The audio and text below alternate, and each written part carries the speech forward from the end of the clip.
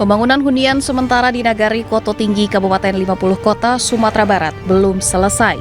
Dari target 60 unit Huntara yang dibangun, baru 20 unit yang rampung. Keterlambatan pembangunan ini terjadi akibat cuaca yang tidak menentu dan sulitnya akses menuju lokasi, sehingga pengiriman material bangunan terganggu. Untuk mempercepat pembangunan, BNPB bersama BMKG melakukan operasi modifikasi cuaca di wilayah Sumatera Barat. Sementara itu, penyaluran dana tunggu hunian bagi korban bencana yang tidak menempati Huntara di Sumatera Barat telah mencapai hampir 90% dan disalurkan kepada masyarakat yang berhak. Saya sudah berkoordinasi dengan Pak Bupati, Pak Wakil Bupati, segera ditambah tenaga-tenaga profesional juga. Kalau misalnya tidak ditambah ini 1 bulan selesai, tapi kalau ditambah bisa jadi 2 minggu. Nah, kita pilih yang 2 minggu selesai. Meski menghadapi berbagai kendala di lapangan, BNPB tetap optimis pembangunan Huntara dapat diselesaikan secepatnya. Dari Kabupaten 50 Kota Sumatera Barat, Agung Sulistyo, iNews melaporkan. Bareskrim Polri tetapkan tersangka kasus kayu gelondongan ilegal yang terbawa banjir dan longsor saat bencana Sumatera. Meski demikian, pemirsa, pihak kepolisian belum membeberkan identitas para tersangka tersebut.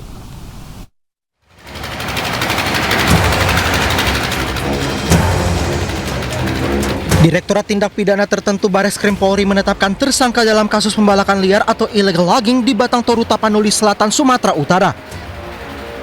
Diketahui penetapan tersangka dilakukan setelah penyidik melakukan gelar perkara bersama pihak kejaksaan Jumat 2 Januari 2026. Direktur Tindak Pidana Tertentu Bareskrim Polri Brigjen Pol M. Irhamni menyebut sudah ada 2 tersangka. Meski begitu, Irhamni belum merinci terkait identitas para tersangka itu. Sebelumnya, Irhamni menyebut status kasus kayu gelondongan di daerah aliran Sungai Garoga, Tapanuli Selatan hingga Sungai Anggoli, Tapanuli Tengah ke tahap penyidikan.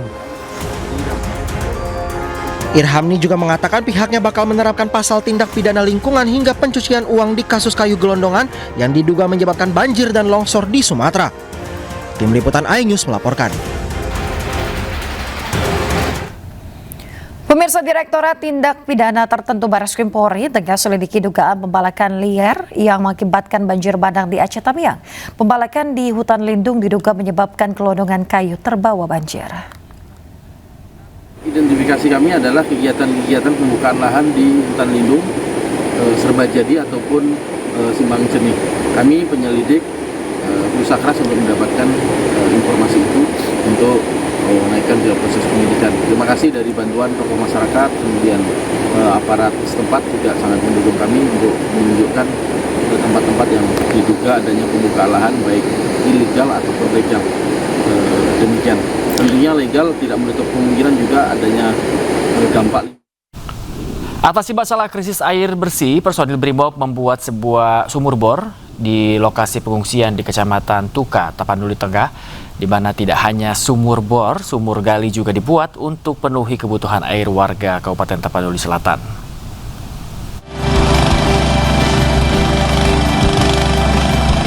Atas arahan Kapolda Sumut melalui Dansat Brimob Kombes Pol Rantau Isnur Eka, personel Satuan Brimob Polda Sumatera Utara yang tergabung dalam Satgas Aman Nusa II membuat sumur bor.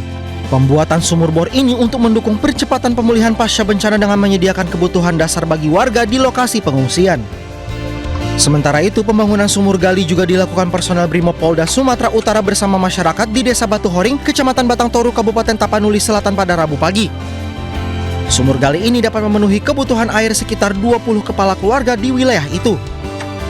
Terkait hal itu, keberadaan sumur bor dan sumur gali diharapkan dapat menunjang kebutuhan air serta membantu menjaga kebersihan dan kesehatan lingkungan selama masa penanganan pasca bencana.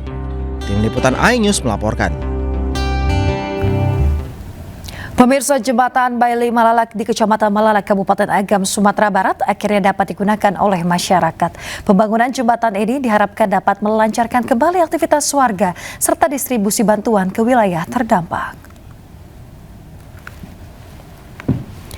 Masyarakat akhirnya dapat memanfaatkan jembatan Malalak setelah jembatan Bailey yang menghubungkan Jorong Tobo dan juga Subaran Pakar Usang di Kecamatan Malalak, Kabupaten Agam selesai dibangun. Dengan berfungsinya jembatan Malalak, pasca rusak diterjang banjir bandang, masyarakat dapat kembali beraktivitas. Selain itu, distribusi bantuan ke sejumlah daerah terdampak bencana dapat dilakukan lebih cepat. Jembatan Malalak sempat terputus akibat terjangan banjir bandang di Sungai Batang Ayah. Hasil pendataan tercatat longsor dan jalan putus yang berdampak pada 9 titik jalan provinsi dan juga 5 titik jalan kabupaten di Kabupaten Agam. Alhamdulillah, jembatan yang semula tidak bisa dilewati, sungai ini yang tidak bisa dilewati, alhamdulillah telah dapat dilewati dengan adanya bantuan dari PU. Sebuah mobil SUV terguling di ruas Jalan Es Parman Palmerah, Jakarta Barat. Ya, mobil terguling setelah melaju kencang dan menabrak separator busway.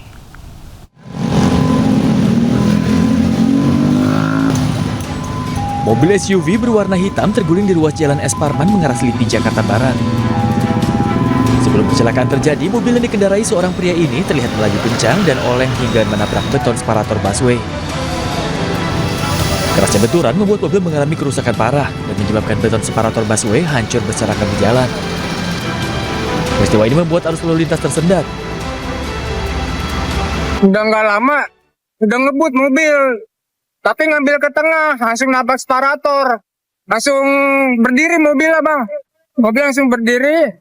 Terus nggak lama, nyelamatin orang. Alhamdulillah orangnya selamat sih, Bang. Nggak kenapa-napa. Itu mobilnya kecepatannya kencang ya, Bang ya? Kencang, Bang.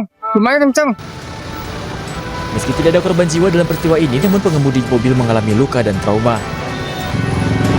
Dari Jakarta, Helmi Sejakbati, A-News melaporkan. Pemirsa, sebuah bengkel sekaligus toko ban di Jawa Timur ludes terbakar. Upaya warga untuk memadamkan api sia-sia karena banyaknya material karet. Kebakaran, tempel ban. Jualan teh. Tek bos, wisan bos. Kebakaran menghanguskan bengkel sekaligus toko ban di Desa Sidowungu, Kabupaten Gresik, Jawa Timur. Gulaan Sidowungu kebakaran. Kuatnya hembusan angin ditambah banyaknya material yang mudah terbakar membuat api dengan cepat melalap seluruh isi toko. Kebakaran. Tak hanya ratusan ban, 4 unit sepeda motor yang ada di dalamnya pun ikut ludes terbakar. Warga sempat berupaya memadamkan api dengan alat seadanya, namun banyaknya material karet membuat upaya tersebut sia-sia. Api baru dapat dipadamkan usai 2 jam kemudian dengan 4 unit pemadam kebakaran yang dikerahkan. Kebakaran diduga kuat berasal dari aktivitas bakar jagung yang ditinggal pemiliknya. Api kemudian merembet ke tumpukan material mudah terbakar hingga tak terkendali. Meski tidak ada korban jiwa, kerugian material akibat insiden ini diperkirakan mencapai ratusan juta rupiah. Dari Gresik, Jawa Timur, Agus Ismanto, A-News melaporkan. Kita beralih ke informasi mancanegara. Pemirsa, kebakaran hutan besar melanda wilayah Puerto Patriada, El Hoyo, Argentina Utara. Kobaran api kian meluas mengakibatkan puluhan rumah hangus dan warga dievakuasi.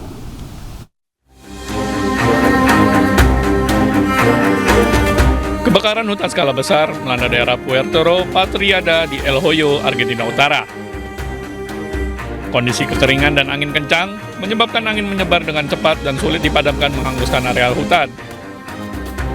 Kebakaran menyebar ke daerah dataran rendah La Cantera, di mana petugas pemadam kebakaran bekerja keras mengendalikan kobaran api. Pihak berwenang melakukan evakuasi pencegahan untuk memastikan keselamatan warga. Akses jalan dibuka untuk memfasilitasi evakuasi. Sementara akses ke Puerto Patriada dibatasi akibat pemadaman hutan masih berlangsung. Kebakaran tersebut tidak hanya menghanguskan area vegetasi asli yang luas, tetapi juga setidaknya 10 rumah dan beberapa kendaraan. Sejauh ini, belum ada angka yang dirilis mengenai korban luka atau meninggal dunia atas kejadian tersebut. Ribuan warga memadati jalan-jalan di Caracas mengecam intervensi Amerika Serikat dan juga menyerukan pembebasan Presiden Nicolas Maduro yang ditangkap.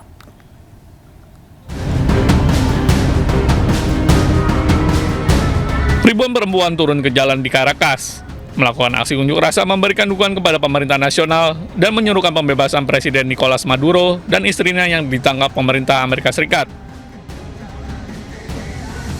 Para demonstran perempuan memegang spanduk yang mendukung presiden dan ibu negara sambil meneriakkan slogan-slogan yang menentang campur tangan asing.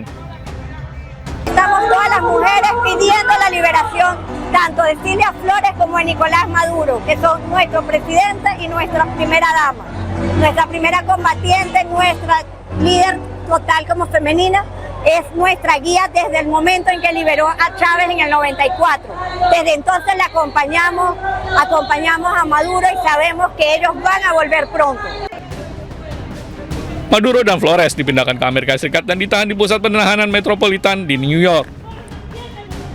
Operasi tersebut menuai kecaman internasional yang luas, termasuk dari beberapa negara Amerika Latin, serta dari anggota BRICS.